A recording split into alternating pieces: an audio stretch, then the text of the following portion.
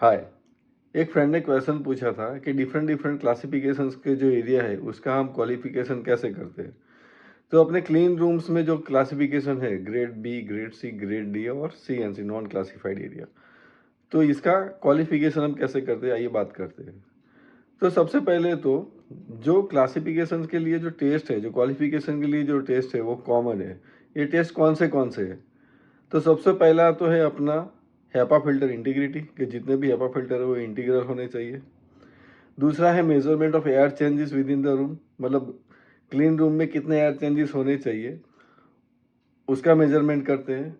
तीसरा है non viable particle count, मतलब एरिया क्लासिफिकेशन के हिसाब से जितने पार्टिकल्स है उतने पार्टिकल्स उसमें होने चाहिए। चौथा है रूम रिकवरी टेस्ट, मतलब पार्टिकल्स एक लिमिट से ज़्यादा जाते हैं और फिर उसको विद इन द लिमिट आने में कितना टाइम जाता है वो है। और पांचवा है माइक्रोबियल काउंटिंग, मतलब आपका जो ग्रेड है, grade B, grade C, grade D, उसमें जो माइक्रोबियल लिमिट्स है उसके हिसाब से उसमें माइक्रोबियल काउंट मिल रहा है कि नहीं, वो है। और लास्टली है एयर विजुअलाइजेशन और स्मोक स्टडी, मतलब जो क्लीनर रूम है वहाँ से एयर लेस क्लीन रूम में जानी चाहिए। तो ये मेन टेस्ट है। चलो वन बाय वन हर एक की हम बात करते हैं। तो सबसे पहले तो आएगा हैपा फिल्टर इंटीग्रिटी।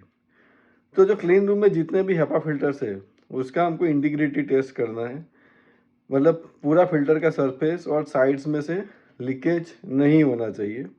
लीक होगा तो आपका एरिया क्लासिफिकेशन मेंटेन नहीं होगा, पार्टिकल्स एरिया में जनरेट होंगे।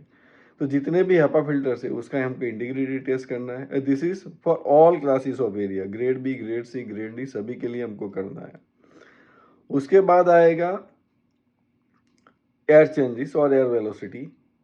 तो हर हैपा में से कितना एयर वेलोसिटी है और वो रूम का साइज कितना है, फिल्टर का सरफेस एरिया कितना है, तो ये तीनों मिलके, तीनों का हम मिला के कैलकुलेशन करके हम ये डिटरमाइन कर सकते हैं कि ये रूम में एयर चेंजेस कितने हो रहे हैं।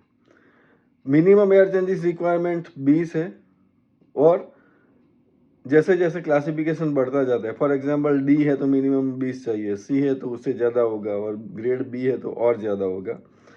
ये क्लासिफिकेशन के हिसाब से नंबर ऑफ एयर चेंजेस मिलना चाहिए। और ये एयर चेंजेस क्यों चाहिए कि to swipe away the particles, अगर एरिया में पार्टिकल्स जनरेट होते हैं एक्टिविटी के टाइम पे तो ये एयर चेंजेस की वजह से सब पार्टिकल्स फिल्टर हो जाते हैं और एरिया का classification in terms of particle maintain होता है। तो हमने बात की एयर वेलोसिटी की, फिल्टर इंटीग्रिटी की, नंबर ऑफ एयर चेंजेस की, फिर आता है number of particles with in the area. तो एरिया क्लासिफिकेशन के हिसाब से हमको पार्टिकल काउंट करने हैं, जगह जगह पे पार्टिकल काउंटर लगा के सैम्पलिंग करके वो एरिया के क्लासिफिकेशन के हिसाब से उसमें उतने पार्टिकल्स 0.5 माइक्रोन के और 5 माइक्रोन के जो पार्टिकल लिमिट्स है, ये लिमिट्स कहाँ पे, लिमिट आईएसओ गाइडलाइन के हिसाब से है। आईएसओ 14644 गाइडलाइन में ये लिमिट्स दिए गए हैं। तो ये लिमिट के हिसाब से हमको पार्टिकल काउंट मिलने चाहिए। तो ग्रेड बी का काउंट रहेगा, ग्रेड सी का काउंट रहेगा, ग्रेड डी का काउंट रहेगा, उसके हिसाब से हमको पार्टिकल काउंट मिलने चाहिए। फिर आता है रिकवरी स्टडी। तो जो एरिया का क्लासिफिकेशन लिमिट है in terms of non viable particle count, जो पार्टिकल काउंट के हिसाब से जो लिमिट है उससे हमको 100 टाइम्स ज़्यादा जाना है, उससे हमको 100 टाइम्स ज़्यादा जाना है। और उसके बाद वो कितने टाइम में विद इन लिमिट आ जाता है, तो ये जो टाइम है वो हमारा रिकवरी स्टडी है। तो रिकवरी स्टडी करना है। रिकवरी स्टडी करने के बाद हमको माइक्रोबियल काउंट करना है, माइक्रोबियल लिमिट, माइक्रोबियल बायोबर्डन कितना है एरिया में, उसके भी लिमिट्स हैं। तो उसमें हम सेटल प्लेट, फिर एक्टिव एयर सैम्पलिंग और कॉन्टैक्ट प्लेट, ये 3 स्टडीज़ करके एरिया के क्लासिफिकेशन के हिसाब से उसमें कितने माइक्रोबियल काउंट होने चाहिए, वो मिल रहे हैं कि नहीं मिल रहे हैं, वो हमको चेक करना है। तो आशा रखता हूँ कि मेरा ये छोटा सा वीडियो आपको हेल्प करने में समझने में हेल्प करेगा कि एरिया क्लासिफिकेशन के हिसाब से हमको एरिया कैसे हम क्वालिफाई कर सकते हैं।